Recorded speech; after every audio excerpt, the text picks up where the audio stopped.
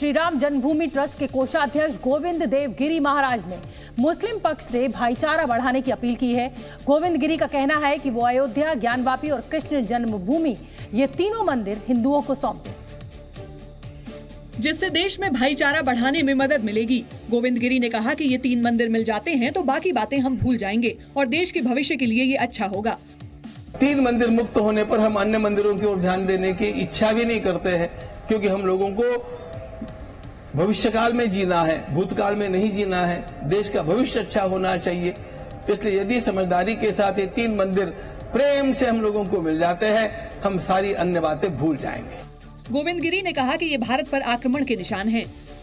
हमारी तो हाथ जोड़ करके प्रार्थना है कि इन 3 मंदिरों को सौंप दिया जाना चाहिए, क्योंकि ये आक्रांताओं के हमारे ऊपर किए गए आक्रमणों के सबसे बड़े निशान हैं।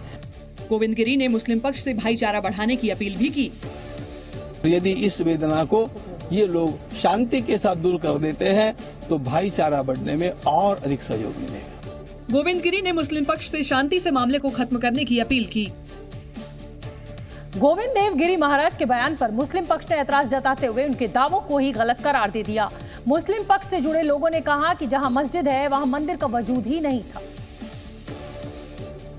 इसलिए किसी तरह का समझौता नहीं किया जा सकता। ऑल इंडिया मुस्लिम जमात की तरफ से दावा किया गया कि मंदिर होने की बातें फर्जी हैं और मस्जिद की लड़ाई को कोर्ट में मजबूती से लड़ा जाएगा।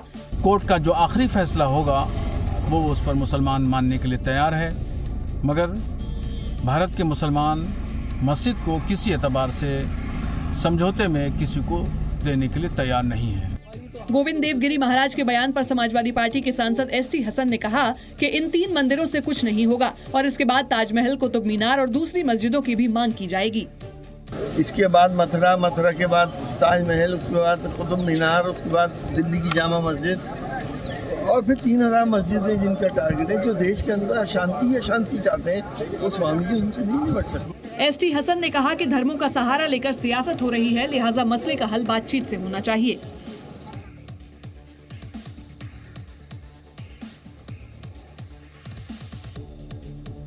गोविंद देव गिरी महाराज ने मुस्लिम पक्ष के लोगों से जिन मंदिरों को सौंपने की अपील की है, उनका विवाद सालों से हिंदू और मुस्लिम पक्ष के बीच चल रहा है। ज्ञानवापी की बात की जाए तो ऐसा कहा जाता है कि करीब 350 साल पहले छठे मुगल शासक औरंगजेब के शासनकाल में ज्ञानवापी मंदिर को तोड़कर वहां मस्जिद बनाई गई। इस बात का जिक्र साकी मुस्ताद खान की लिखित किताब मासिर आलमगिरी में भी है। हिंदू पक्ष की तरफ से इसे आदि विश्वेश्वर का मंदिर कहा जाता है, जबकि मुस्लिम पक्ष का दावा है कि ज्ञानवापी मस्जिद है और वहां मंदिर होने का कोई वजूद नहीं है। ज्ञानवापी परिसर से जुड़े 20 से ज्यादा मुकदमे देश की अलग अलग अदालतों में चल रहे हैं। उधर मथुरा की श्री कृष्ण जन्मभूमि का विवाद 13.37 एकड़ जमीन के मालिकाना हक से जुड़ा है, जिसमें 1968 में जन्मस्थान सेवा संस्थान ईदगाह ट्रस्ट में समझौता हुआ था। इसमें 10.9 एकड़ जमीन कृष्ण जन्मभूमि को दे दी गई थी, जबकि 2.5 एकड़ जमीन शाही मस्जिद ईदगाह ट्रस्ट को दी गई। हिंदू पक्ष का दावा है कि वहां मंदिर तोड़कर मस्जिद बनाई गई, लिहाजा इसे हिंदुओं को सौंप दिया जाए। इस दावे को मुस्लिम पक्ष ने खारिज करते हुए जमीन देने से इनकार कर दिया। बीजेपी सांसद हरनाथ सिंह यादव ने राज्यसभा में प्लेसेस ऑफ वर्शिप एक्ट 1991 पर सवाल उठाते हुए इसे खत्म करने की मांग की। हरनाथ सिंह ने कहा कि यह एक्ट धार्मिक अधिकारों का हनन करता है, साथ ही धार्मिक स्थलों को उनके मौजूदा स्वरूप में बने रहने की शक्ति देता है। हरनाथ सिंह यादव ने कहा कि places of worship act 1991 Hindu, Sikh, Jain और बौद्धों को मिले धार्मिक अधिकारों का हनन करता है। यह उपासना स्थल कानून पूर्णतः अतार्किक, असंवैधानिक है। हिंदू, सिख, जैन और बौद्धों को संविधान में प्राप्त धार्मिक अधिकारों का हनन करता है, जो देश के सांप्रदायिक सद्भाव को तोड़ रहा है। अतः मैं आपके और सदन के माध्यम से देश हित में इस कानून को अविलंब समाप्त करने की मांग करता हूँ। हरनाथ सिंह ने इस कानून को भगवान राम और भगवान कृष्ण के बीच भेद करने वाला भी बताया।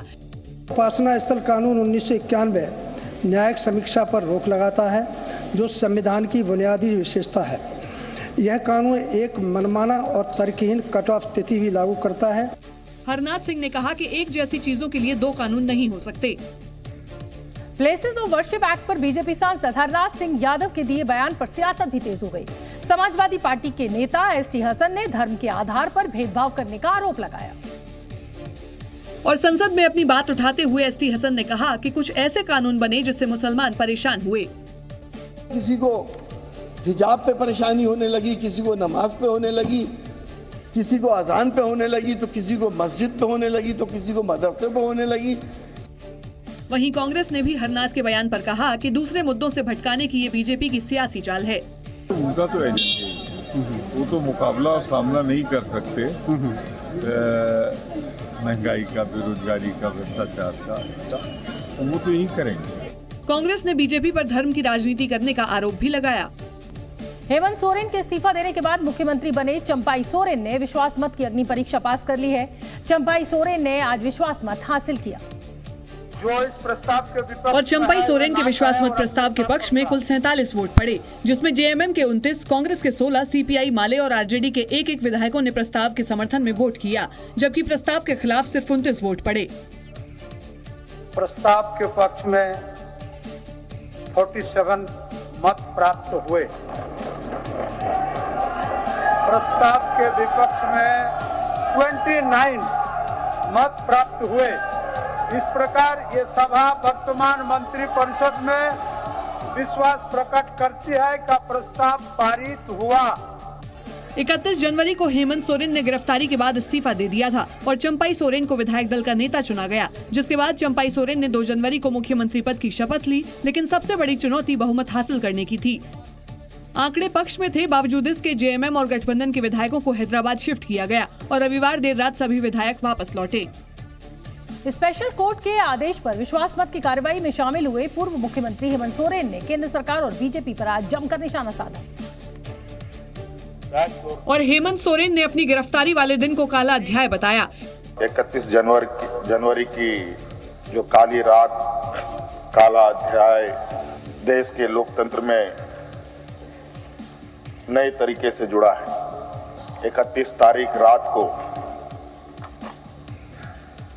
देश में पहली बार किसी मुख्यमंत्री का गिरफ्तारी हुई हो, मेरे संज्ञान में नहीं है। हेमंत सोरेन ने चुनौती दी कि अगर मेरे ऊपर लगे आरोप साबित हो जाते हैं तो राजनीति से संन्यास ले लूंगा और झारखंड छोड़कर चला जाऊंगा। अगर है हिम्मत सदन में तो कागज पटक कर दिखाए कि 8.5 एकड़ का जमीन हेमंत सोरेन के नाम पर है। अगर होगा मैं उस दिन से राजनीति से इस्तीफा दे दूंगा। इस दौरान हेमंत सोरेन भावुक हो गए और कहा कि आज मैं आंसू नहीं बहाऊंगा, वक्त के लिए संभाल कर रखूंगा, क्योंकि आदिवासियों के लिए आंसुओं का कोई मोल नहीं है। हेमंत सोरेन ने अपनी गिरफ्तारी को विपक्ष की साजिश करार दिया, साथ ही राजभवन की भूमिका पर भी सवाल उठाए और पूरी घटना पर राज्यपाल के शामिल होने का आरोप लगाया। हेमंत सोरेन ने कहा कि गवर्नर का काम तो पूरा हो गया।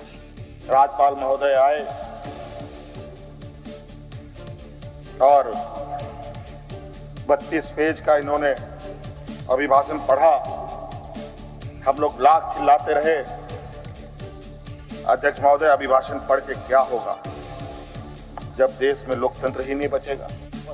हेमंत सोरेन ने तंज कसते हुए कहा कि केंद्र सरकार आदिवासियों को जंगल में ही रखना चाहती है। ये कहते शर्माते नहीं कि जंगल में थे तो जंगल में ही इनको रहना चाहिए। हम जंगल से बाहर आ गए, इनके बराबर बढ़ गए तो इनकी कपड़े मैले होने लगे। हेमंत सोरेन ने आरोप लगाया और कहा कि कभी दलितों और आदिवासियों को प्रताड़ित किए जाने की वजह से ही बाबा साहेब भीमराव अंबेडकर को धर्म बदलना पड़ा था।